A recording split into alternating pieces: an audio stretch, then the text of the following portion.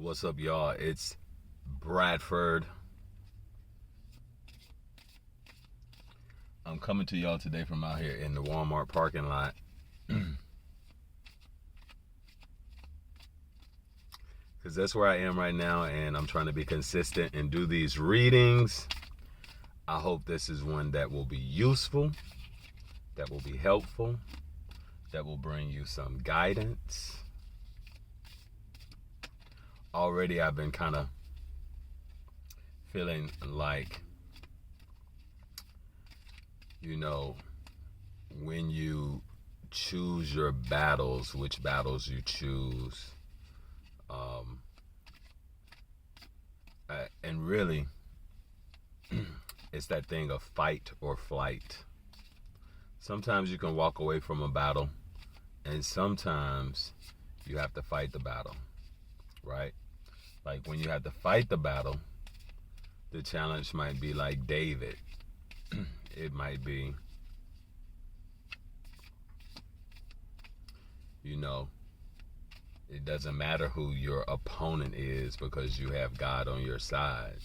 So you know that it's a battle that you're going to win. And when you have to flight from a battle,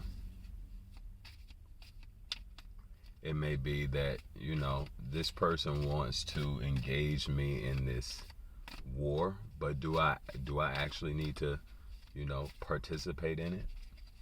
I feel like I have this programmed nature to kind of walk away from battles, and it can't always be that way. Some battles you do have to face, because you won't get what's yours if you don't face the battle. People may see you and think, this person doesn't want to fight, so I can walk all over them. I can do what I want to them. But they might be mistaken, because just because you're someone who chooses not to battle doesn't mean that you're passive 100% of the time. Doesn't mean that you always are going to choose flight over fight. And I feel like when you choose fight, they better look out, because they do not know what's coming their way. Number 13. As I was walking to the park today, I saw a lampstand had the number 13 on it. But also,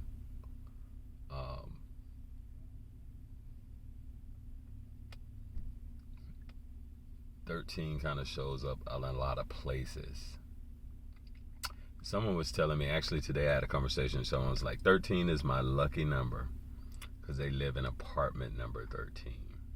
But this is Ixchel, medicine of the rainbow jaguar. The rainbow jaguar. That's like, if you think about it, rainbows kind of pop up out of nowhere. That's kind of that energy. That jaguar is kind of hidden. People may not see that jaguar in you, that jaguar spirit, but it may hop out at any time. And it's very much like,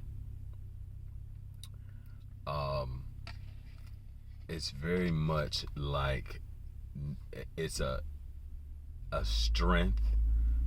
It's a warrior spirit that is like supernatural. No one will be able to understand it. It will be beyond their prediction. They won't know how to handle it at all. I'm also seeing the hummingbirds there, kind of on either side of this jaguar spirit. So there's also support on the spirit side to help you with this as well.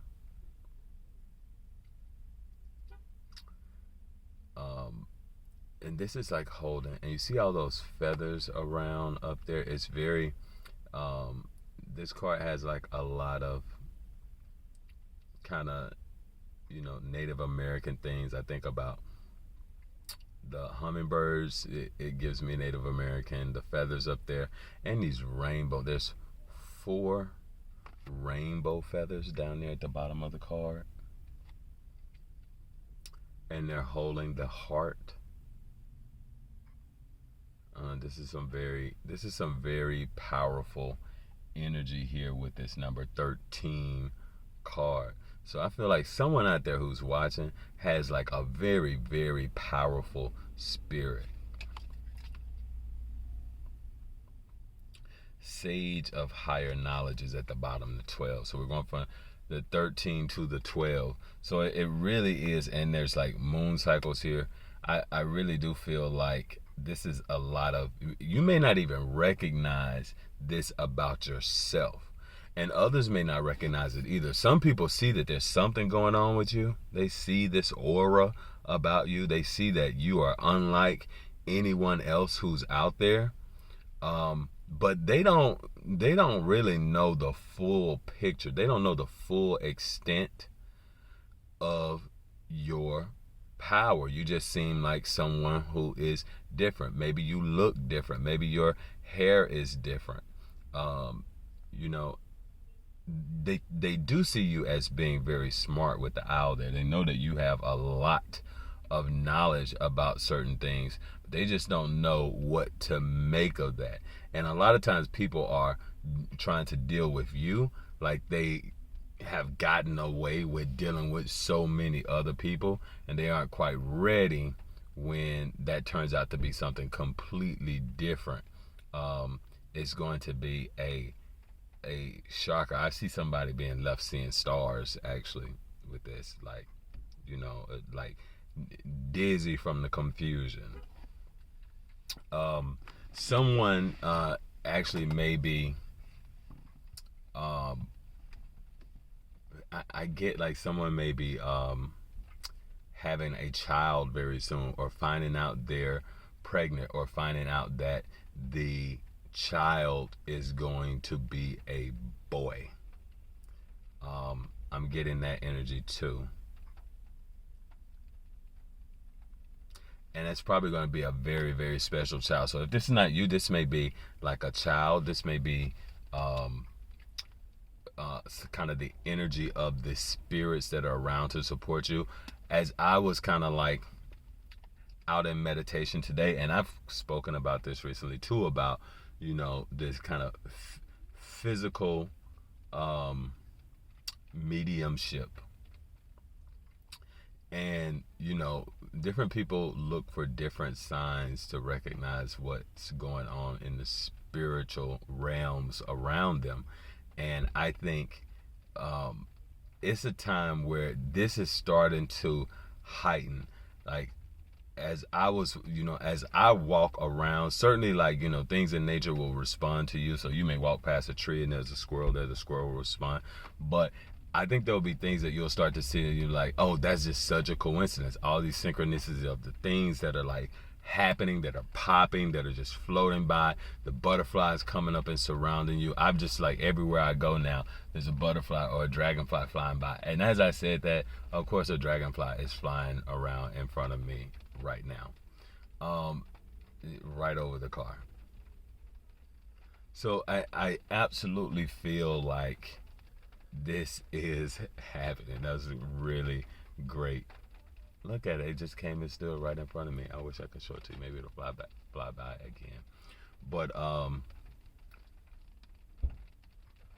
wow. But yeah, like I was out in the park, and something led me to a particular area, kind of just listening to things that are kind of like happening around me, and that kind of, I was walking around like the lake, but then I went off onto like the path a little bit and came into this little open, and then there was like one little butterfly that's just flying around me there.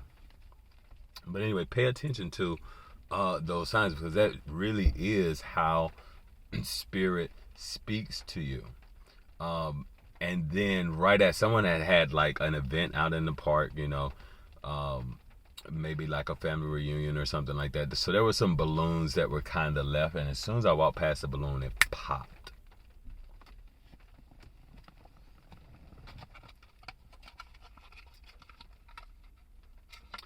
There are 44 cards in this deck, and we're getting 12 and 13. So I feel like, you know, of the 144, there's 12,000 from each tribe. you really think about what tribe you may be from.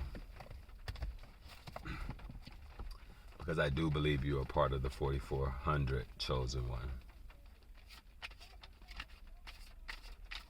Let's get some more clarity.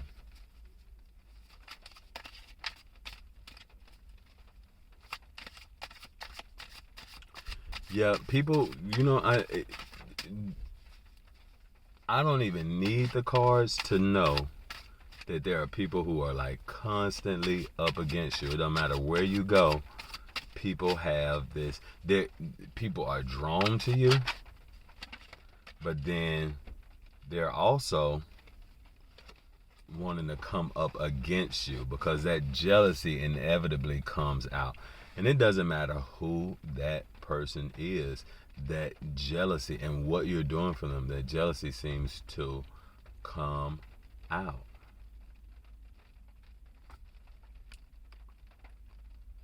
This card here,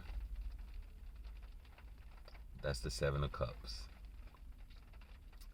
Seven of Cups, there's like so much going on in your head. There's like so many options, so many things to consider. Possibly so many, battles that you might be facing.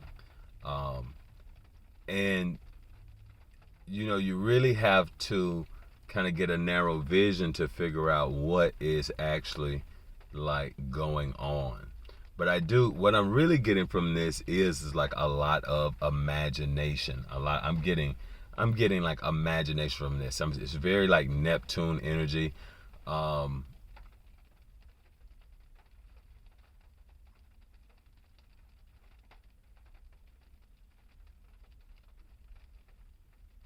And perhaps this is a looking back. This card says, and I have not told you that what you mistake for madness is but over acuteness of the senses.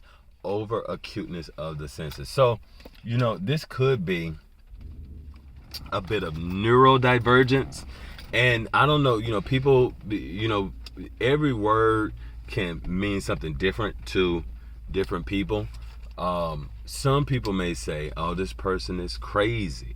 Some people may say they are delusional. Some people may say they're on the autism spectrum. Some people may say they're neurodivergent. But regardless of like the terminology that's being used,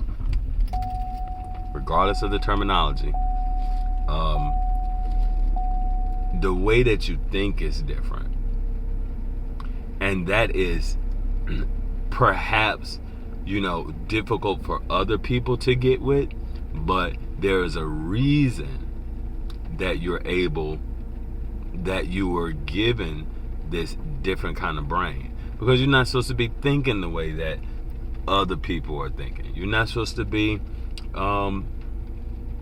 focus on the same things that other people are thinking about. And because of that, like, you pick up on things that other people can't pick up on.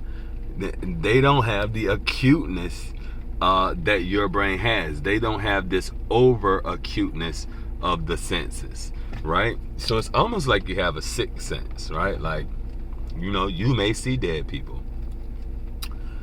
Is that bad? Is that hurting anyone if you see dead people? No, right? Like, I see spirits, but a lot of people would be like, when I say something about that I see spirits and I'm able to see this in the spiritual realm, the first thing they want to say to me? Oh, it's probably demons. You seeing demons? Yeah, no, they're probably seeing demons, right? Especially because if they don't know what's going on, because they're not having the same experiences as you. And what they say, when these people can't get behind what you're doing, everything is negative, deuces on them. You know what I mean? You chunk up the piece, you chunk up the deuce, I'll holler. That's that horn. That's a sign. Somebody absolutely needs to be chunking the deuces. It's like, you hear me? Say goodbye. Actually, I heard that in the spirit. I don't know if it was just the this, because I had been in communing with spirit, and just at the end of that experience, they said to me, goodbye. It just really felt like that was what I heard. The last thing that I heard was that goodbye. So it could be chunking the deuces. Someone maybe, needs to get their CDL and, get on the road and start trucking. That may be like the pathway out. I always say that, like, the trucking industry, while it's probably hard being on the road a lot driving, is a difficult profession. It's one of the few professions that for the number of people that is able to like bring out and change their economic status, it's a really good one. And there's a lot of different things that you can do with that. Like, some things are more hazardous. Like if you're driving loads of like a tanker load of gasoline, that's like hazardous. They're gonna pay you more. But like if you get your CDL and you drive a box truck, that may not pay as much. There's different levels to it, and so that is something that's out there. Someone from the spirit may be trying to get in contact with you as someone who perhaps used to drive trucks. I'm getting somebody's grandfather, because my grandfather used to drive trucks. But the 7 of Cups, so the 7 energy, lucky number 7, we're getting 7, 13. So going from the 13 to the 7, so it perhaps even something was kind of like an unlucky kind of experience and whatnot, but this 7 is like this new opportunity that's coming up, and it's an opportunity to kind of use these skills that you have, these unique skills, this using your brain, your imagination, the unique way that your brain works.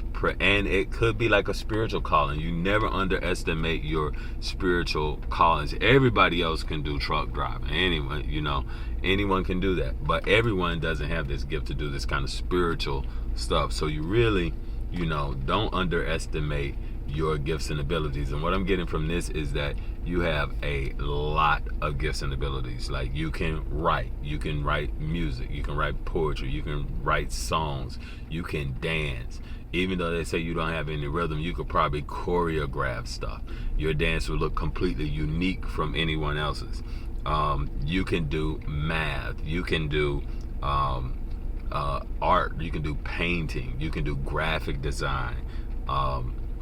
So much out there that you're talented in. You can read cards, you can do astrology, you can do so many different things. You even if you read astrology, even if you read tarot, like your approach to it is different, and it perhaps is something that's like unique, that you see something that other people don't see.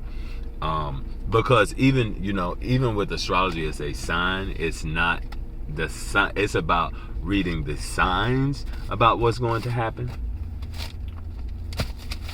but it's not always an exact kind of thing, because you're really usually reading it for a person, and so it's the combination of knowing about that person and knowing about what's going on with the planets. Forgetting your password, baby seal. Alright, let's see what words come up. I saw the name Cameron.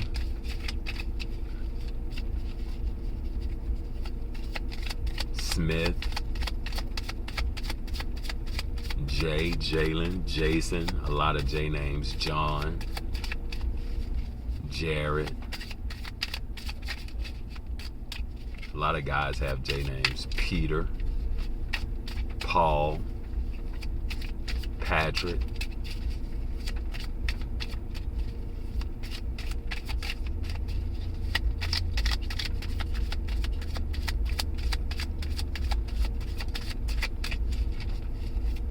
Any words coming out here?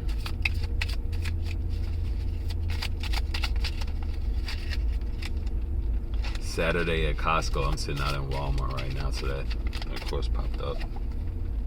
My body.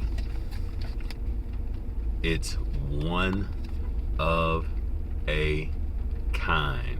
my body is one of a kind. No one is like you.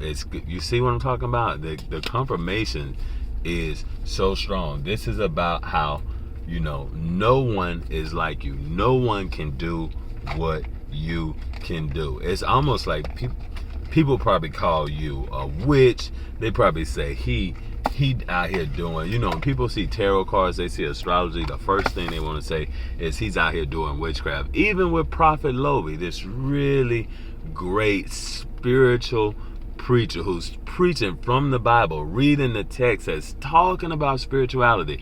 You know how many people are on YouTube trying to call Prophet Lovi a warlock and a witch, and saying that he's doing witchcraft when he's laying hands on people, when all of the New Testament with Jesus is like they tell him to go do miracles and lay hands on people and heal the sick. But when he's doing it, it's witchcraft. People are it aggravates, because they aren't doing it. It's aggravating their demons when these people aren't able to do the same thing. It's that spirit of witchcraft. It really aggravates something in them that they just cannot handle, and it's crazy. But yeah, for you, there is absolutely uniqueness in you. You got to embrace how special and different you are.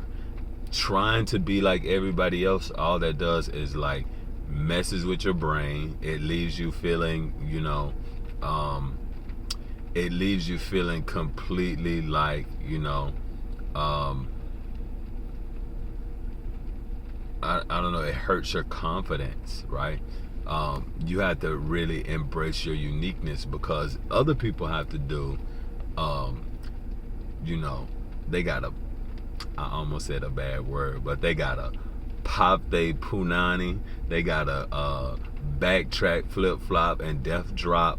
They gotta, spend a whole lot of money, be extra flashy, to get the to stand out in the way that you stand out. And I feel like you just stand out. It's something about your appearance. And it doesn't have to be that you're the, I don't know, like you're the tallest person, or it may be that you're very tall, it may be that you're very short, but somehow you stand out amongst the crowd, amongst the groups. You aren't doing it the same way that everyone else is doing it. And and you get, and I feel like you're very nice, and you just get how people are, without doing anything, they have like something against you. And even if they aren't necessarily showing it, you can pick up on like how they feel towards you. But you have to really embrace that uniqueness about yourself, because you can't do everything that everyone else does, right? Like I give you an example about me now. And